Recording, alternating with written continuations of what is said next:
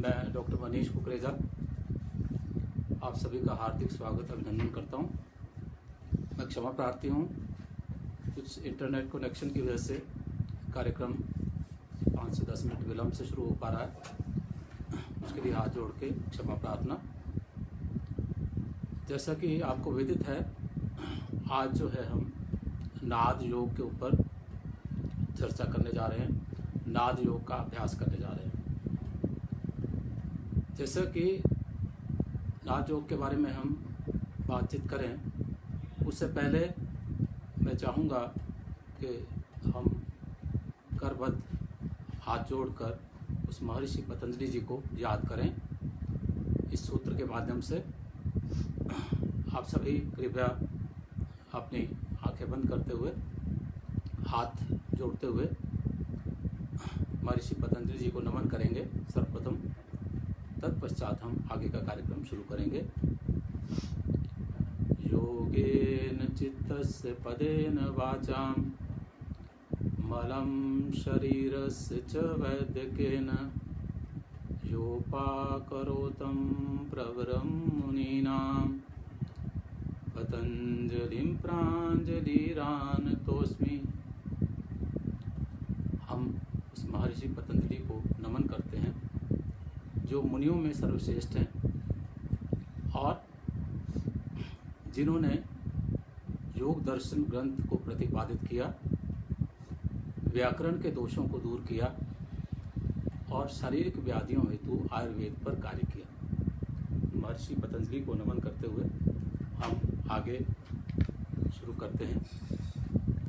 सर्वप्रथम मैं अपना परिचय देना चाहूँगा आप सभी को। मैं डॉक्टर मनीष कुकरेजा, वैसे आयुर्वेदाचार्य हैं, पोस्ट ग्रेजुएशन योगा में, नेट क्वालिफाइड। इस समय यूनिवर्सिटी ऑफ पतंजलि में शोध कार्यरत हैं और मेरे शोध का जो विषय है वो है कि हम कुछ ऐसी चीज़ें डेवलप कर पाएँ जो बच्चों को योग के प्रति प्रेरित करें, योग की फिलॉसफी के प्रति जो है अच्छे से बताएं। तो मैं मुख्य विषय पर आऊँ उससे पहले मैं चाहूँगा आपको थोड़ी सी जानकारी, जो रिसर्च विषय हम करने जा रहे हैं उसके बारे में। ये देखिए, ये हमने एक डेवलप किया है,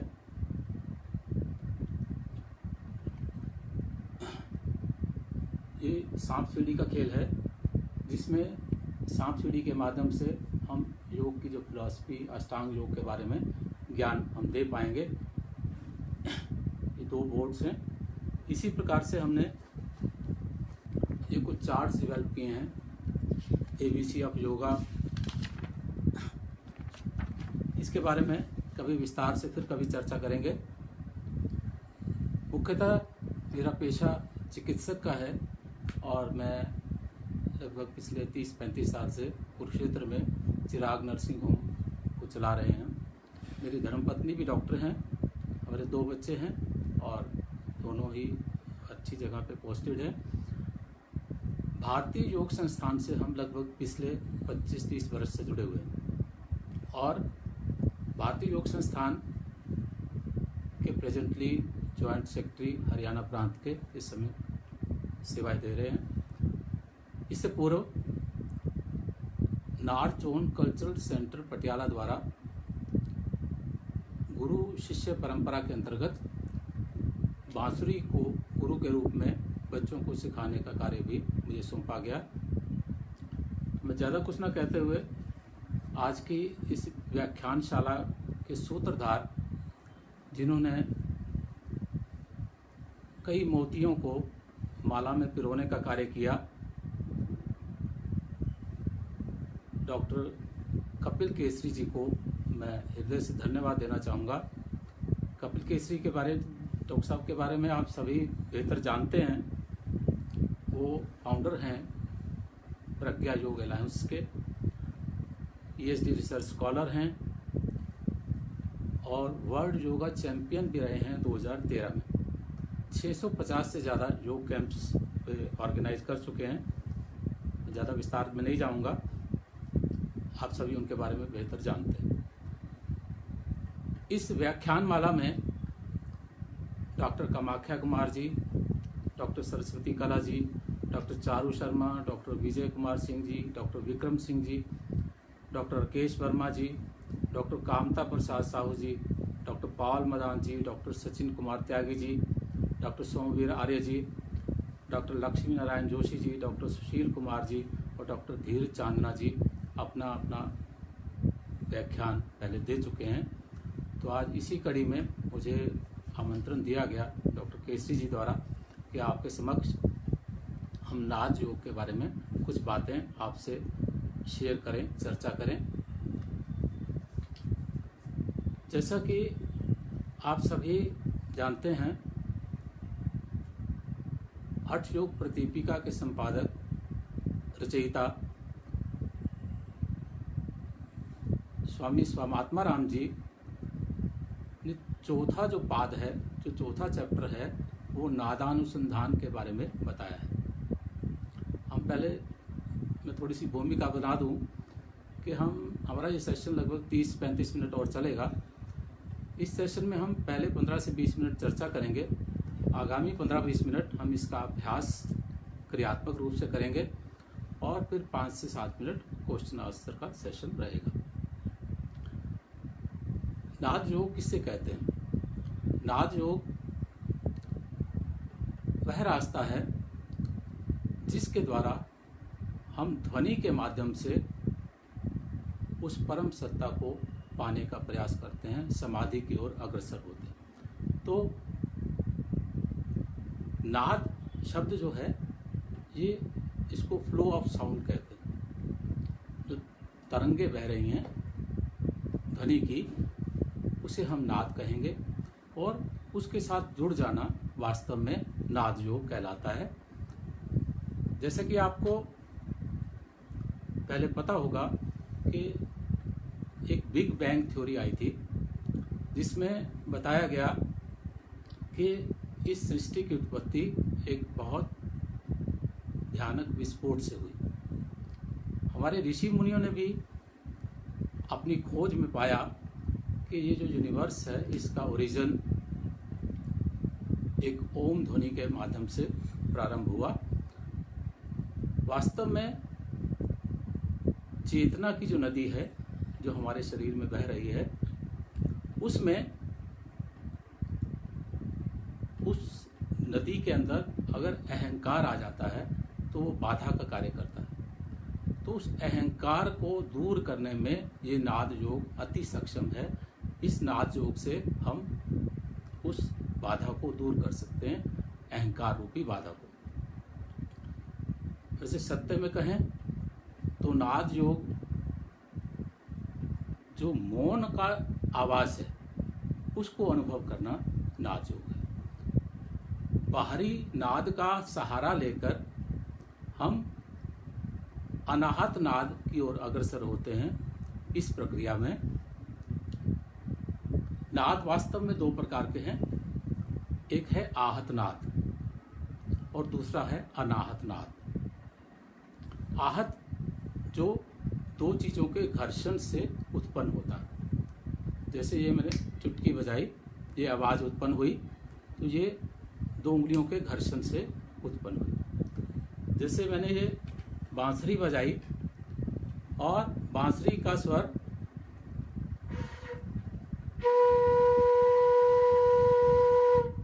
हवा टकराई बांस से और ये स्वर उत्पन्न हुआ, ये नाद कहलाता है। इसे कहते हैं आहत नाद, जब दो चीज़ों के टकराव से कोई ध्वनि उत्पन्न होती है। लेकिन आहत नाद हमारा लक्ष्य नहीं है। हमारा लक्ष्य उस अनाहत नाद को अनुभव करना, प्रतीत करना है, जिसकी कोई ध्वनि नहीं होती। बौद्ध भिक्षुओं को कहा जाता था महात्मा बुद्ध जी के द्वारा कि आप ऐसा अभ्यास करें जिसमें एक हाथ से आप ताली बजाएं। ताली तो दो हाथ से बजेगी, लेकिन एक हाथ से ताली बजाने का अभ्यास वो करवाते थे। तो हमें भी वो अभ्यास करना है जिससे कि बिना ध्वनि का नाद जो अनाहत नाद है उसको हम श्रवण कर पाएं। इस अनाहत नाद को हम कहाँ अनुभव कर सकते हैं? इस अनाहत नाद को हम हृदय में, कंठ में, मस्तक के बीचों बीच और कपाल के ऊपर कहीं भी इसकी अनुभूति की जा सकती है। इसे हम ओम की ध्वनि के माध्यम से श्रवण कर सकते हैं, अन्यथा बाहर के किसी और नाद का सहारा लेकर भी इसे हम अनुभव कर सकते हैं। सबसे पहले हम इस प्रकृति को समझें। ये प्रकृति वास्तव में ऊर्जा है, और ऊर्जा तब उत्पन्न होती है जब कंपन होता है, वाइब्रेशंस होती हैं, और वाइब्रेशंस वास्तव में साउंड या नाद कहलाते हैं। इसे और विस्तार से समझने के लिए हमें 5 तत्वों के बारे में अच्छे से जानना होगा। तो 5 तत्व जैसा कि सभी को विदित है, पृथ्वी, जल, अग्नि, वायु, आकाश। इससे पूर्व 5 तन्मात्राएं, शब्द, स्पर्श, रूप, रस, गंध। 5 ज्ञानेंद्रियां सभी को विदित हैं, नेत्र, नासिका, जिह्वा, कान, त्वचा और आंखें। अब जो नाद विषय है वो हमारा आकाश तत्व का विषय है। आकाश महाभूत का विषय हमारा नाद है। आकाश तत्व के जो इंद्रिय है वो हमारे श्रोत्र या कान है। इन कानों के माध्यम से हम ध्वनि को या नाद को सुनते हैं। तो शब्द में रम जाना वास्तव में नाद योग कहलाता है। वह शब्द कोई भी हो सकता है, किसी भी शब्द में हम रम जाएं, उसी में खो जाएं। ओम की ध्वनि इसके लिए सर्वश्रेष्ठ मानी गई। आपको जानकारी के लिए बता दूं कि जो हमारी ये कर्ण इंद्रिय है, ये मृत्यु के पश्चात सबसे अंत में समाप्त होती है।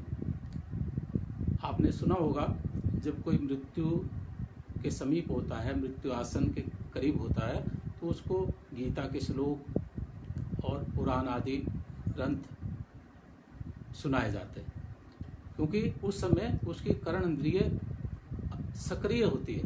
मृत्यु के अंत तक भी हमारी कर्ण इंद्रिय जो आकाश तत्व का बोध करती है वो सक्रिय रहती है। हम बहुत से नाद सुनते हैं, बहुत सी चीखों पुकार, बहुत से अहंकार से जुड़े हुए शब्द, बहुत मैकेनिकल यांत्रिक शब्द, ये सारे जो है इस समय हम सुनते हैं। लेकिन आप अनुभव करेंगे कि प्रेम से भरे शब्द, मानवता से भरे शब्द, आत्मीयता से भरे शब्द, इनका कहीं ना कहीं अभाव हो रहा है। स्वामी महात्मा राम जी ने नाद योग की 4 अवस्थाएं बताई हैं। पहली अवस्था है आरंभ अवस्था, दूसरी घटावस्था, तीसरी परिचय अवस्था और चौथी निष्पत्ति अवस्था। तो जो आरंभ अवस्था है इसको हम प्राइमरी स्टेज कह सकते हैं, घटावस्था को हम पिक्चर स्टेज कह सकते हैं, और परिचय अवस्था को इंट्रोडक्टरी स्टेज और निष्पत्ति अवस्था को फाइनल स्टेज की संज्ञा हम दे सकते हैं। इस नाद योग को अच्छे से समझने के लिए हमें 4 महत्वपूर्ण स्थानों को अच्छे से चिंतन करना होगा। सबसे पहला हमारा हृदय स्थल, जिसे हम हृदय आकाश भी कहते हैं, जो जहाँ पर हमारा अनाहत चक्र स्थापित है, और ये ब्रह्म ग्रंथि यहाँ पर पाई जाती है। इसे हम शून्य अवस्था भी कहते हैं और आरंभ अवस्था भी कह सकते हैं। दूसरा हमारा विशुद्धि चक्र, जहाँ विष्णु ग्रंथि का वास है, इसे हम अति शून्य अथवा घटावस्था भी कह सकते हैं। तीसरा हमारा आज्ञा चक्र, जहाँ पर भूमध्याकाश है, यहाँ हमारी रुद्र ग्रंथि स्थापित है, ये महाशून्य अथवा परिचय अवस्था इसे हम कह सकते हैं। और सबसे ऊपर सहस्त्रहार चक्र, जहाँ पे सर्वपीठ है, उसे हम निष्पत्ति अवस्था भी कह सकते हैं। तो इन इनके बारे में थोड़ा चर्चा करेंगे। आरंभ अवस्था कैसी है? जब हम ब्रह्म ग्रंथि को भेदन करते हैं तो उसके फलस्वरूप जो आनंद अनुभव होता है वह आरंभ अवस्था में होता है, जहाँ पे हमें अनाहत शब्द जिसकी कोई ध्वनि नहीं है वो सुनाई देने पड़ता है, और हमारी जो देह है जो अभ्यास करता है उसकी देह ओजस्वी हो जाती है, वह दिव्य गंध वाला हो जाता है और प्रसन्न चित्त हो जाता है। यहीं से नाद का शुभारंभ होता है। इसके पश्चात घटावस्था में विशुद्धि चक्र पर विष्णु ग्रंथि का भेदन होता है। वायु का सुषुम्ना में संचार होने से अनेक प्रकार के मिश्रित नाद हमें सुनाई देते हैं, जैसे मेघ गर्जन, और योगी जो है वो ज्ञानी हो जाता है और देव तुल्य हो जाता है। तीसरी अवस्था परिचय अवस्था में ढोल सी ध्वनि सुनाई देती है और सभी हमारी जो अनिमा आदि सिद्धियां हैं उनकी प्राप्ति होती है। दुख दूर होते हैं, जरा व्याधि क्षुधा निद्रा से रहित परम आनंद की स्थिति आदमी महसूस करता है। और चौथी जो अवस्था है निष्पत्ति अवस्था, इसमें रुद्र ग्रंथि का भेदन होता है, वीणा का झंकृत शब्द सुनाई देता है और चित्त जो है समाधि के योग्य हो जाता है, योगी जो है ईश्वर तुल्य हो जाता है। तो अभी मैं आपको कुछ जो नाद हमें सुनाई दे सकते हैं उन नादों को आप सुनेंगे ताकि आपका थोड़ा सा जानकारी हो पाए कि किस प्रकार से हम कौन कौन से नाद सुन सकते हैं। जैसे समुद्र के किनारे पर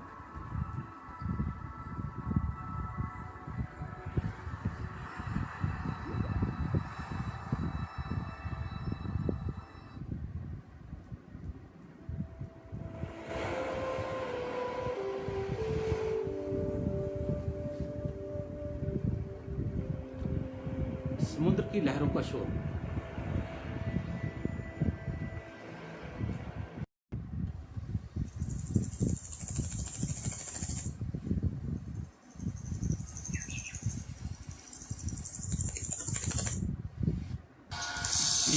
झींगुर की ध्वनि,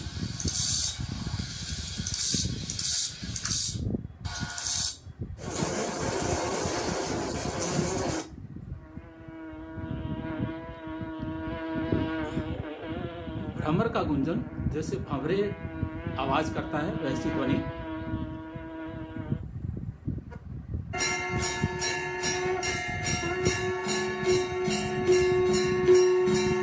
मंदिर में बज रहे घंटे की आवाज,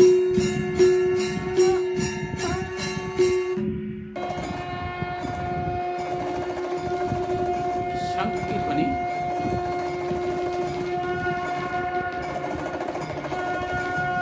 डमरू की ध्वनि,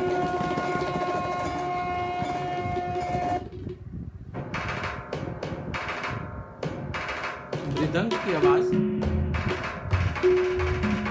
ढोल की आवाज,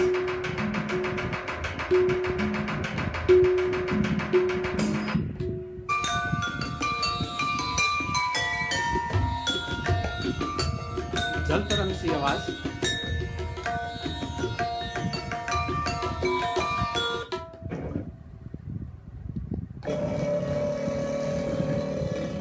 घड़ियाल सी ध्वनि,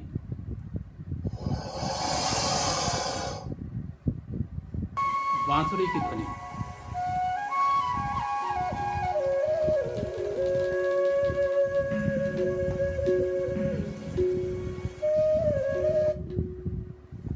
तो प्रथम चरण में जब हम इन ध्वनियों को सुनते हैं आंखें बंद करके अंदर ही अंदर, तो पहले ये इनका जो आवाज़ है वो भयंकर हो सकती है, तेज हो सकती है, लेकिन धीरे धीरे वे जो नाद हैं वो सूक्ष्म से सूक्ष्मतर होते चले जाते हैं। जैसे ये सारी ध्वनियाँ मैंने आपको सुनाई, इनमें से किसी को कोई भी ध्वनि सुनाई दे सकती है। हमें उस नाद पर एकाग्र होते होते धीरे धीरे उस ध्वनि को भी छोड़ते हुए उस अनाहत नाद की ओर अग्रसर होना। स्वामी स्वामात्माराम जी ने बहुत अच्छे से कई बातें अपने ग्रंथ में प्रतिपादित की कि जो मस्त हाथी है उसको जिस प्रकार से अंकुश के सहारे नियंत्रित किया जाता है, उसी प्रकार से इस चित्त को आपको अंकुश में करने के लिए नाद रूपी अंकुश का सहारा आप ले सकते हैं। जैसे पंखविहीन पक्षी जो है वो उड़ नहीं पाता, उसी प्रकार नाद से युक्त जो चित्त है वो चंचलता को त्याग देता है। जिस प्रकार से चित्त रूपी हिरण को पकड़ने के लिए जाल बिछाया जाता है, इस नाद रूपी जाल से उस चित्त रूपी हिरण को पकड़ा जाता है, और मारने के लिए भी ये बाघ का कार्य करता है। चित्त रूपी घोड़े को पकड़ने के लिए भी नाद एक चार दीवारी है। मन रूपी पारे की नाद रूपी गंधक से शुद्धि होती है। ये बहुत महत्वपूर्ण बातें हमारे ग्रंथों में हजारों वर्ष पूर्व ऋषि मुनियों ने हमें बताई, लेकिन हम भूल गए। हमें ये सब बातें स्मरण करते हुए आने वाली पीढ़ी को ये सारी बातें बतानी है। मन रूपी सर्प के लिए जो नाद है वो एक बीन का कार्य करता है। जिस प्रकार से सर्प को समय की सीमा है, क्योंकि समय से कार्य खत्म करना है, तो हम आगामी जो सेशन है वो प्रैक्टिकल सेशन लेंगे। ये लगभग 15 से 20 मिनट चलेगा। आपसे आग्रह है कि आप इस सेशन में बिल्कुल शांत बैठें और किसी भी प्रकार की से आप अच्छे से समझें। देखिए, हेलो, तो हेलो, आप देख पा रहे हैं? हाँ, शायद बीच में कनेक्शन मिस हो गया था। एनीवे, तो इसके लाभ क्या क्या हैं? भौतिक जगत में इस नाद योग से लाभ क्या हैं, इसके बारे में संक्षिप्त चर्चा करके हम आगामी चरण जो है वो इसका लाइव सेशन नाद योग को किस प्रकार से करना है उसका क्रियात्मक रूप से करेंगे। आप सभी से आग्रह है कि किसी ऐसे शांत वातावरण में बैठिएगा जिसमें आपको किसी प्रकार का व्यवधान ना हो, आपको किसी प्रकार की डिस्टर्बेंस ना हो। जो अनावश्यक भय हमारे शरीर में व्याप्त होता है उसको दूर करने में सक्षम है। ये हमारा जो अनस्टेबल माइंड है उसको स्टेबलाइज करता है, और जो हमारी बॉडी भी अनस्टेबल है उसको भी स्टेबल करने का ये कार्य करता है। हमारा अलर्टनेस लेवल जो है उसे बढ़ाता है, हमारी अटेंशन को बढ़ाता है, और व्यक्ति जो है वो अंतर्मुखी इंट्रोवर्ट होता है। इस नाद योग के अभ्यास से आपका जो चेतना का स्तर है वो अग्रसर होता है, उत्तम होता है, आप उत्कृष्ट बनते हैं। तो हम आगामी सेशन जो है प्रैक्टिकल सेशन प्रारंभ करने जा रहे हैं। निश्चित करें आप इसको पूरे मनोयोग से करें। आपकी जो रीढ़ है वो अनावश्यक रूप से सीधी भी ना हो और अनावश्यक रूप से झुकी भी ना हो। आंखें आपकी बंद हों। आप सभी से विनम्र आग्रह है कि आप सभी इसकी पालना करें। जो जो निर्देश आपको यहाँ से दिए जा रहे हैं, आपके हाथ ज्ञान मुद्रा में रहें। अगर आपने चश्मा पहना हुआ है तो कृपया उतार दीजिए। जिस प्रकार से ऑपरेशन करने से पहले डॉक्टर संज्ञा हरण करता है, एनेस्थीसिया देता है, इसी प्रकार से नाद योग को करने से पहले हमें अपने श्वसन प्रक्रिया को जो है वो सम करना है, उसको गहरे लंबे श्वासों के माध्यम से। तो जैसा कि महर्षि पतंजलि जी द्वारा बताया गया कि जो हमें अभ्यास प्राणायाम का 3 प्रकार के प्राणायाम उन्होंने मुख्य रूप से बताए, बाह्य, आभ्यंतर और स्तंभ वृत्ति प्राणायाम। तो इस प्राणायाम को आप 2 मिनट से 3 मिनट तक इसका अभ्यास करेंगे। बाह्य प्राणायाम में आंखें बंद करते हुए धीरे धीरे श्वास को बाहर निकालेंगे। पूरा श्वास बाहर निकाल के पेट को अंदर की ओर सिकोड़ेंगे, पेट की मांसपेशियों का संकुचन करेंगे अंदर की ओर, और फिर पेट को ढीला करते हुए गहरा श्वास आनंदपूर्वक भरेंगे। आभ्यंतर प्राणायाम, इसी बाह्य और आभ्यंतर प्राणायाम को बारंबार करते रहिए 2 से 3 मिनट तक, जब तक आपको अगला आदेश ना आए। शनय शनय श्वास को बाहर निकालना, पेट की मांसपेशियों का संकुचन करना, और फिर स्तंभ वृत्ति करते हुए बाहर ही रोक देना श्वास। पेट को ढीला छोड़ते हुए आनंद पूर्वक श्वास भरना। श्वास भरते समय तनिक भी जोर न लगाना।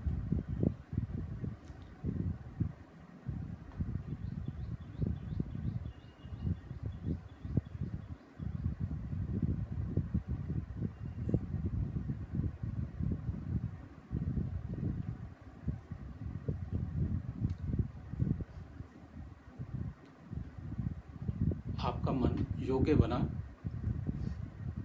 नाद योग के अभ्यास हेतु। इस अभ्यास में आपको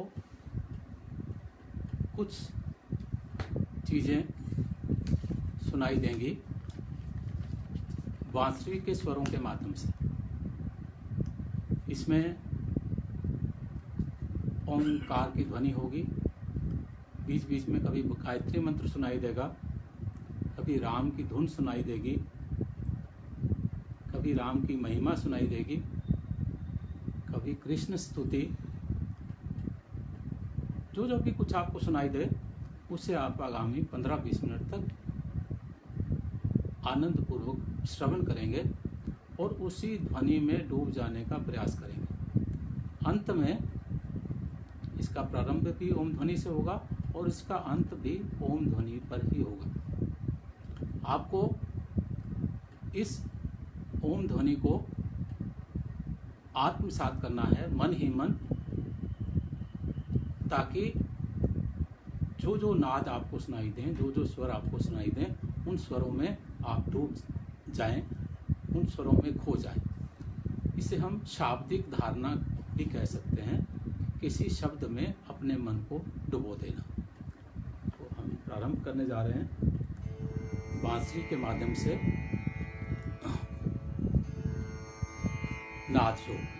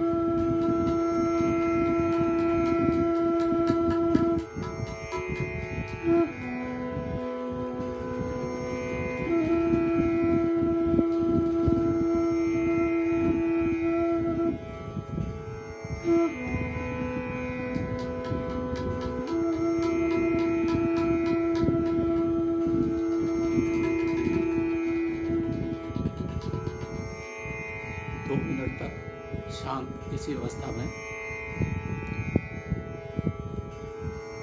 जो क्रिया आपने की उसकी प्रतिक्रिया को अनुभव करते हुए प्रयास करें अनाहत नाद को श्रवण करने का।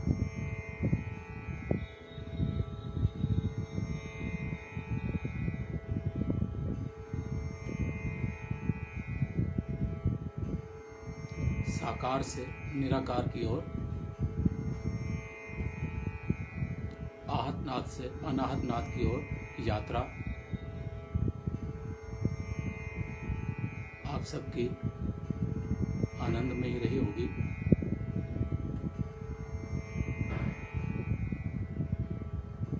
ऐसी मैं अपेक्षा करता हूँ। मैं पुनः कोटि कोटि धन्यवाद करता हूँ डॉक्टर केसरी जी का, डॉक्टर कपिल जी का, जिन्होंने इस अल्पबुद्धि योग के पथिक को आप सबके मध्य में आने का अवसर दिया। मैं बहुत बहुत हृदय से आभार प्रकट करना चाहूँगा अपने गुरु, मेरे बांसुरी के गुरु आदरणीय मुस्तफा हुसैन जी का, जिनके माध्यम से मैं बांसुरी के कुछ स्वर टूटे सीधे बजा पाया। विशेष धन्यवाद आप प्रेषित अवश्य कीजिएगा श्री हुसैन जी का, जिन्होंने तबले में आपके साथ संगत, हमारे साथ संगत की और आपने मधुर ताल की ध्वनि को सुना। तो आशा है आप सभी लाभान्वित हुए होंगे। कोई त्रुटि रही हो तो उसके लिए हाथ जोड़ के क्षमा प्रार्थी हूँ। आपके अगर कोई सवाल हों तो आप पूछ सकते हैं। 5 मिनट का समय सवालों का रहेगा।